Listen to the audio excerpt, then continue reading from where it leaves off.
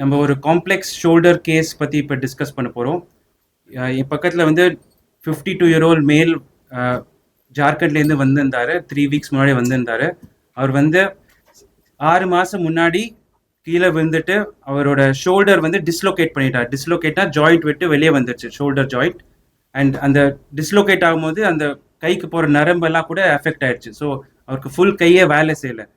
6 மாசமா அன்ஃபார்ச்சுனேட்லி அவர் ட்ரீட்மெண்ட் அங்கே சரியாக எதுவும் பார்க்கல. ஸோ 6 மாசமா அவருக்கு எந்த வேலையும் லெஃப்ட் சைட்லேருந்து எதுவுமே அவரால் பண்ணவே முடியல. நரம்பு கூட ஃபுல்லாக வேலையே செய்யலை. ஸோ அவர் அப்புறம் விசாரிச்சுட்டு அதுக்கப்புறம் தெரிஞ்சவங்க மூலியமாக நம்ம கிட்ட 3 வாரம் முன்னாடி வந்தார். ஸோ நம்ம கிட்ட வரும்போது நான் பார்க்கும்போது ஃபுல் கையெல்லாம் சுத்தமாக வேலை செய்யலை. ப்ளஸ் ஷோல்டர் கூட சுத்தமாக அவரால் தூக்கவே முடியாது, ஏன்னா ஷோல்டர் ஜாயிண்ட்டே இப்போ இல்லை. ஸோ அதுக்கப்புறம் நம்ம ஃபுல் எக்ஸ்டென்சிவ் ஒர்க் அப் பண்ணோம்.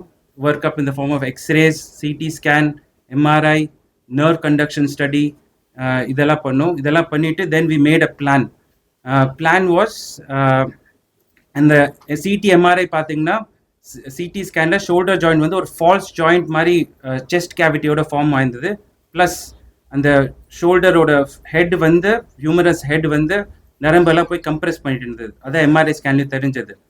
அதுக்கப்புறம் நம்ம multi disciplinary team, radiology, plastic surgeon, neurology, anaesthesia, அதெல்லாம் நம்ம சேர்ந்து ஒரு பிளான் போட்டு then we went ahead for the surgery. சர்ஜரியில் நம்ம வந்து it was an 8 to 9 hours extensive surgery, and where we opened the shoulder joint. Open பண்ணிவிட்டு நம்ம ஷோல்டர் ஜாயிண்ட் ஃபுல்லாக அந்த அட்ஹேஷன்ஸ்னால் அந்த ஃபால்ஸ் ஜாயிண்ட்லாம் கொஞ்சம் ரிலீஸ் பண்ணிவிட்டு, அதுக்கப்புறம் மெயின் இம்பார்ட்டண்ட் நரம்பு ப்ளஸ் அந்த ரத்த கொலா அது கூட அது ஹியூமரஸ் ஹெட் கிட்டவே இருந்தது. ஸோ அதெல்லாம் நம்ம அவாய்ட் பண்ணோம். ஏன்னா நம்ம நர்வ் மானிட்டரிங் வழியாக நம்ம அவாய்ட் பண்ணிவிட்டு and we were able to reduce the shoulder joint back in place. அதுக்கப்புறம் பிளாஸ்டிக் சர்ஜன்ஸ் வந்து அந்த நரம்பு எல்லாமே ஃபுல்லாக ரிலீஸ் பண்ணாங்க.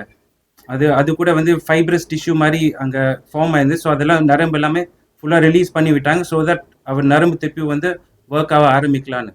ப்ளஸ் அது முடிச்சதுக்கப்புறம் நம்ம வந்து லேட்டர்ஜி, ஒரு ஃப்ரெஞ்ச் ப்ரொசீஜர் கால் லேட்டர்ஜி, அது கூட பண்ணும். அதில் வந்து ஒரு ஸ்மால் போன் இங்கே ஃப்ரண்ட் ஆஃப் த ஷோல்டர்லேருந்து கட் பண்ணிவிட்டு அதை நம்ம ஷோல்டரோட கப்பில் போய் வச்சுட்டு, so that it will prevent redislocation. அப்படின்னா திருப்பி ஷோல்டர் வெளியே வராமல் பார்த்துக்கிறதுக்காக அந்த ப்ரொசீஜர் கூட பண்ணியிருந்தோம். ஸோ அதுக்கப்புறம் we were able to close it nicely, and then அவர் ஒரு நாள் ஐசியூவில் ஒரு நைட் இருந்தார் ஃபார் அப்சர்வேஷன்.